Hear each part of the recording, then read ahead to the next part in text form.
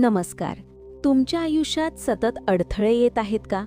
एखादं काम पूर्ण व्हायला आलं की शेवटच्या क्षणी ते बिघडतंय? नशिबाची साथ कुठेतरी कमी पडतेय असं तुम्हाला वाटतंय का?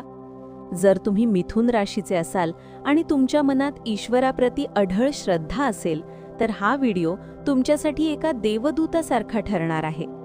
आज आपण मिथुन राशीच्या लोकांसाठी एप्रिल 2026चा संपूर्ण महिना कसा असेल याचे अत्यंत अचूक आणि सखोल विश्लेषण करणार आहोत.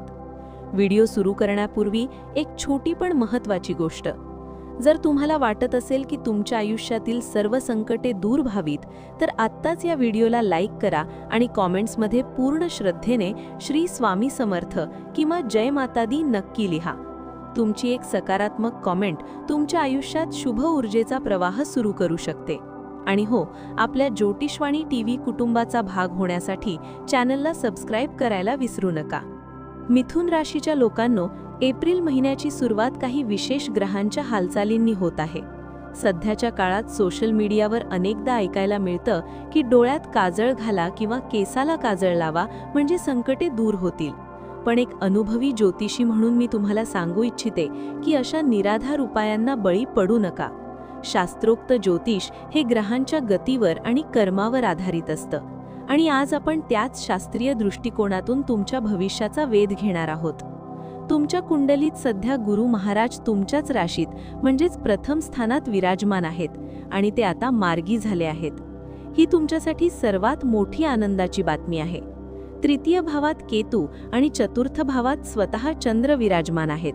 मात्र 9व्या भावात बुध, राहू आणि मंगळ यांची युती होत आहे. तर दशम स्थानात म्हणजेच तुमच्या कर्मस्थानी सूर्य आणि शनीची युती आहे. या ग्रहस्थितीचा तुमच्या जीवनावर नेमका काय परिणाम होईल हे आता आपण सविस्तर पाहूया. सुरुवात करूया तुमच्या आरोग्यापासून. मिथुन राशीचा स्वामी बुध आहे. एप्रिलच्या सुरुवातीला म्हणजे 1 ते 10 एप्रिल दरम्यान बुध, राहू आणि मंगळ यांची युती कुंभ राशीत होत आहे. राहू आणि बुधाची ही युती आरोग्यासाठी फारशी शुभ मानली जात नाही. यामुळे तुम्हाला हातापायांत वेदना होणे, ॲलर्जीचा त्रास किंवा सर्दी खोकल्यासारखे किरकोळ आजार सतावू शकतात. पण घाबरण्याचं कारण नाही, कारण तुमच्या राशीत बसलेले साक्षात गुरु महाराज तुमचे रक्षण करत आहेत. 10 एप्रिल नंतर तुमचं आरोग्य उत्तम राहील. या काळात तुमचा कल आध्यात्मिकतेकडे वाढेल. एखाद्या तीर्थयात्रेला जाण्याचे किंवा आश्रमाला भेट देण्याचे योग प्रबळ आहेत. तुम्ही योग, जिम किंवा आयुर्वेदाचा आधार घेऊन स्वतःला फिट ठेवण्याचा प्रयत्न कराल आणि त्यात तुम्हाला यशही मिळेल. आता चर्चा करूया तुमच्या खिशाची म्हणजेच आर्थिक स्थितीची. धनस्थानाचा स्वामी चंद्र चतुर्थ भावात बसला आहे. 2026च्या या जागतिक अस्थिरतेच्या वातावरणातही मिथुन राशीसाठी एप्रिल महिना आर्थिकदृष्ट्या सुखाचा ठरेल. विशेषतः 5 एप्रिल ते 25 एप्रिल या काळात तुमच्याकडे चांगल्या प्रमाणात धनागमन होईल. या महिन्यात तुम्हाला कामासाठी दुसऱ्या शहरात प्रवास करावा लागू शकतो. इथे एक महत्त्वाची टीप लक्षात ठेवा. या महिन्यात तुम्हाला एखाद्या स्त्रीचा सल्ला किंवा सहकार्य खूप मोलाचं ठरेल. लेडी लक तुमच्या पाठीशी आहे. एखादा मोठा कॉन्ट्रॅक्ट मिळवून देण्यात किंवा गुंतवणुकीचा योग्य मार्ग दाखवण्यात घरातील किंवा बाहेरील एखादी स्त्री महत्त्वाची भूमिका बजावेल. त्यामुळे त्यांचा आदर करा आणि त्यांचा सल्ला नक्की ऐका. मित्रांनो, इथे मला एका जुन्या अनुभवाची आठवण होते. अनेक वर्षांपासून जे लोक ज्योतिषशास्त्रावर विश्वास ठेवून मार्गक्रमण करत आहेत त्यांना या ग्रहांच्या या शक्तीचा अनुभव आलाच असेल. शून्यातून विश्व निर्माण करण्याची ताकद योग्य मार्गदर्शनात असते. जर तुम्हालाही वाटत असेल की तुमच्या आयुष्यातही असेच सकारात्मक बदल घडावेत तर या व्हिडिओला आत्ताच शेअर करा, जेणेकरून तुमच्या ओळखीच्या इतर मिथुन राशीच्या व्यक्तींनाही याचा लाभ घेता येईल.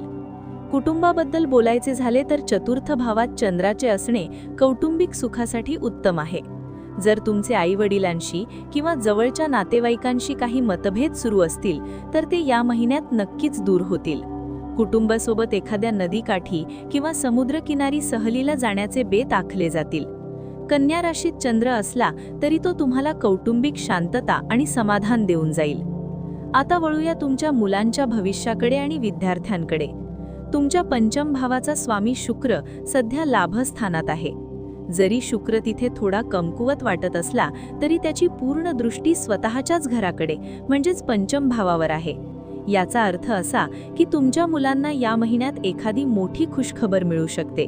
शिक्षणात किंवा करिअरमध्ये त्यांना मोठे यश मिळेल. जर तुमची मुले नोकरी करत असतील तर त्यांच्या उत्पन्नात वाढ होईल.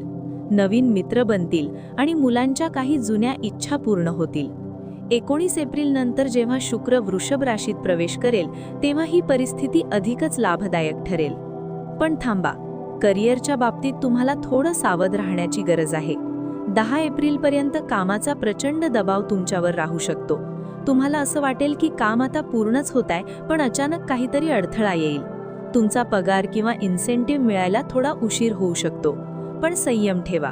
11 एप्रिलला बुधाचे राशी परिवर्तन होईल आणि परिस्थिती पूर्णपणे बदलेल. 11 ते 30 एप्रिल या काळात तुमच्या कामात सकारात्मक बदल होतील. नवीन प्रोजेक्ट्स मिळतील. एखाद्या नवीन सॉफ्टवेअर किंवा तंत्रज्ञानाची ओळख होईल. मीटिंग्स वाढतील, पण त्यातून निष्पन्न होणारे निकाल तुमच्या फायद्याचे असतील. तुमच्या वैवाहिक आयुष्याबद्दल आणि प्रेमसंबंधांबद्दल सांगायचं तर हा महिना तुमच्यासाठी गोल्डन पिरियड आहे. सप्तम भावाचा स्वामी गुरु तुमच्या स्वतःच्याच राशीत आहे आणि त्याची दृष्टी सप्तम भावावर आहे. पती-पत्नीमधील प्रेम वाढेल. तुमच्या जोडीदाराला त्यांच्या करिअरमध्ये प्रमोशन किंवा सन्मान मिळण्याचे योग या महिन्यात आहेत. जर तुम्ही भाड्याच्या घरात राहत असाल तर स्वतःच्या घरात जाण्याचे किंवा घर बदलण्याचे योग या महिन्यात जुळून येऊ शकतात.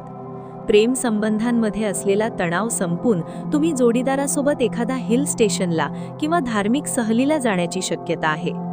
व्यापाऱ्यांसाठी मात्र एप्रिलचे पहिले 15 दिवस आव्हानात्मक आहेत. दशम स्थानात सूर्य आणि शनीची युती असल्याने लेबर प्रॉब्लेम, मशिनरी खराब होणे किंवा सरकारी कामात अडथळे येण्याची शक्यता आहे.